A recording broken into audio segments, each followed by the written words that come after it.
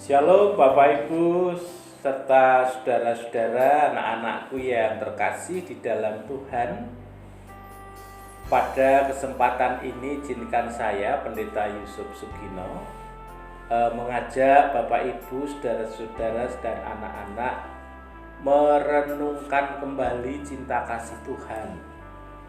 Saat ini hadir Damar dalaning margi anyar yang kiranya melalui renungan singkat yang ingin saya sampaikan ataupun nanti siapapun yang menyampaikan dalam acara Damar ini boleh memberikan motivasi, semangat, support kepada kita semuanya, terlebih pada saat kita menghadapi pandemi COVID-19 yang sampai hari ini tidak atau belum kunjung padam.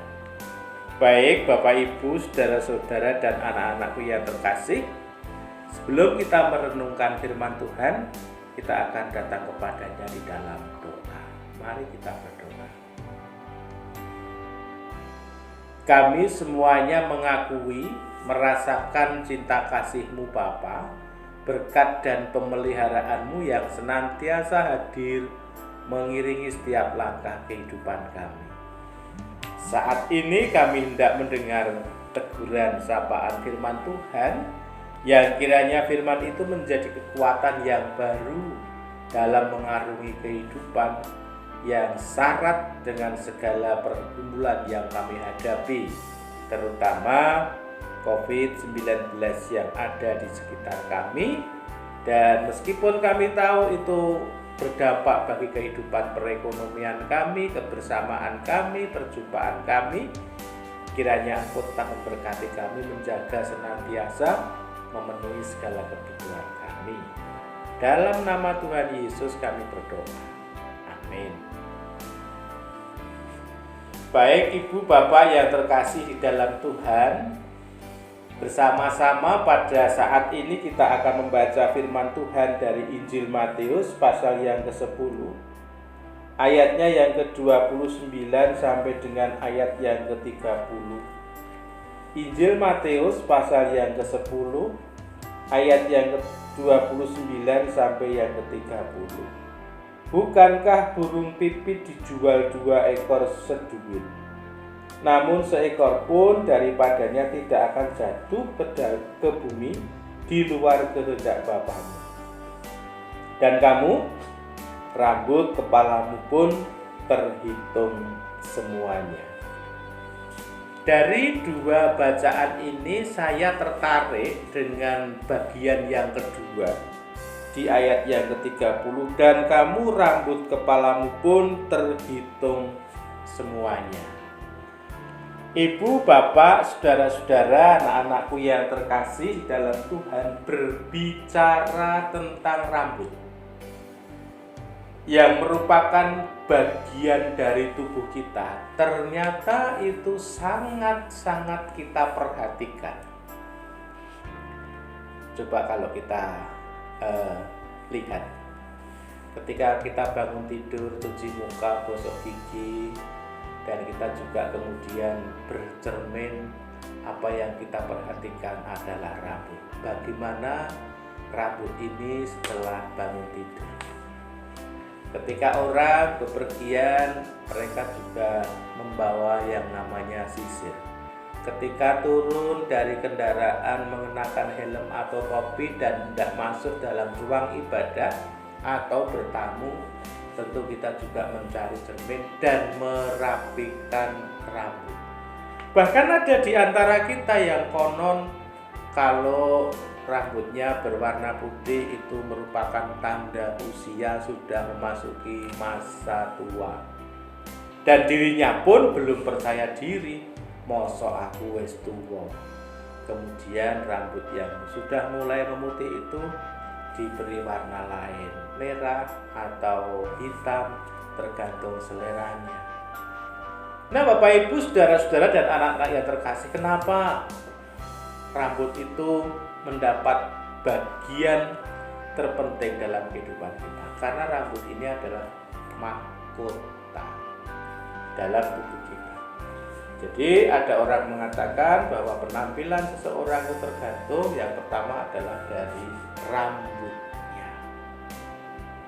Nah, karena ini merupakan mahkota, baik buruk penampilan seseorang sangat ditentukan oleh penataan rambut, maka tidak jarang kemudian banyak juga salon kecantikan, tukang cukur yang menawarkan beberapa model potong rambut, karena itu sudah merupakan sebuah kebutuhan. Nah, ibu bapak dan saudara-saudara serta anak-anakku yang terkasih, bagaimana kata Alkitab? Injil Matius pasal yang ke-10 ayat yang ke-29, ayat yang ke-30. Dan kamu rambut kepalamu pun terhitung semuanya. Saya tidak tahu seberapa jumlah rambut yang ada di kepala saya. Apakah ada di antara Bapak Ibu yang perso, yang tahu, yang pernah menghitung jumlah rambut yang ada di mustaka panjenengan, di kepala panjenengan? Saya pikir tidak akan pernah mampu untuk menghitungnya. Tetapi bagaimana Allah melihat, bagaimana Allah memperhatikan jumlah rambut yang ada di kepala kita, itu sangat luar biasa, diperhatikan dan dihitung sampai pada jumlah yang sangat luar biasa. Tuhan Yesus tahu apa artinya bagi kehidupan kita. Apapun yang kita lakukan, apapun yang ada dalam diri kita, sebenarnya diketahui oleh Tuhan. Apapun yang tersembunyi di dalam hati dan di pikiran kita, itu pun diketahui oleh Tuhan. Tetapi sebaliknya, Bapak Ibu, saudara-saudara, anak-anak yang terkasih, itulah perhatian Tuhan. Coba kalau Tuhan tidak memperhatikan, ngapain tahu tentang jumlah rambut yang ada di kepala kita? Itu juga adalah wujud pemeliharaan Tuhan. Jadi Tuhan itu memelihara, menghitung jumlah rambut yang ada di kepala kita. Sekali lagi, itu adalah wujud perhatian dan pemeliharaan Tuhan. Sungguh kita patut berbangga ketika Allah itu memperhatikan kita. Sungguh kita patut berbangga ketika Allah itu memelihara kehidupan kita. Sadar atau tidak sadar, kapanpun waktunya, baik atau tidak baik waktunya, ternyata Tuhan itu sangat memperhatikan kita. Ia yang setia memelihara kehidupan kita. Ia yang setia menjagai kehidupan kita. Apapun yang kita lakukan, Tuhan tahu. Nah, Bapak Ibu dan saudara-saudara terkasih, saat ini kita memang tengah berada dalam kondisi yang memprihatinkan. Tetapi melihat, mendengar sapaan firman Tuhan pada saat ini, kita menjadi berbangga. Oh, ternyata usahaku diberkahi Gusti. Oh, ternyata lakuku tinuntun dening Gusti. Oh, ternyata pergumulanku didengar bahkan dijawab oleh Tuhan. Oh, ternyata segala kebutuhanku dipenuhi oleh Tuhan. Oh, ternyata kekuatan dan kesehatan senantiasa diberikan kepada kita. Berbangga, berbahagia. Nah, lalu apa yang harus kita lakukan ketika kita dipelihara dan diperhatikan? Sebuah pertanyaan reflektif untuk kita, Bapak Ibu dan saudara-saudara. Bagaimana ketika kita sudah dipelihara? Bagaimana ketika kita sudah dicukupi?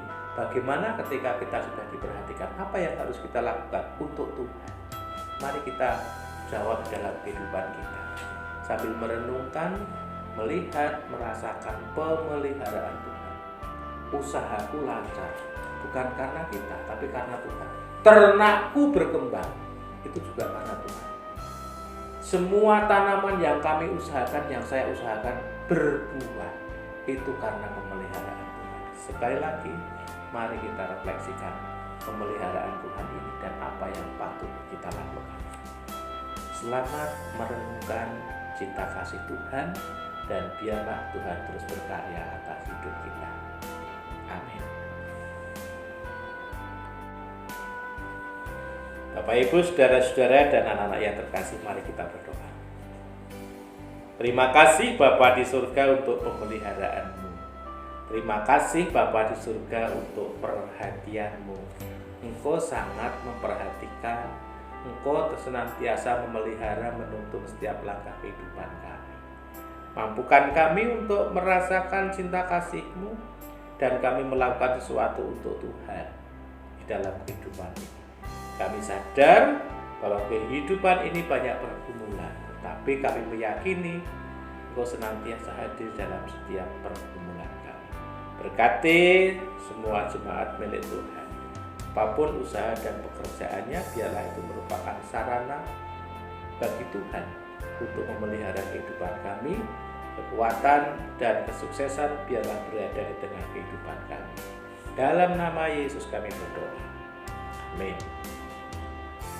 Bapak Ibu yang terkasih di dalam Tuhan, demikian renungan singkat yang kiranya boleh menolong kita untuk senantiasa melihat cinta kasih Tuhan, merasakan pemeliharaan Tuhan, dan dengan semangat kita berjuang untuk mewujudkan apa yang menjadi tujuan hidup kita dengan terus mengingat bahwa Tuhan ada di tengah kita. Tuhan Yesus memberkati.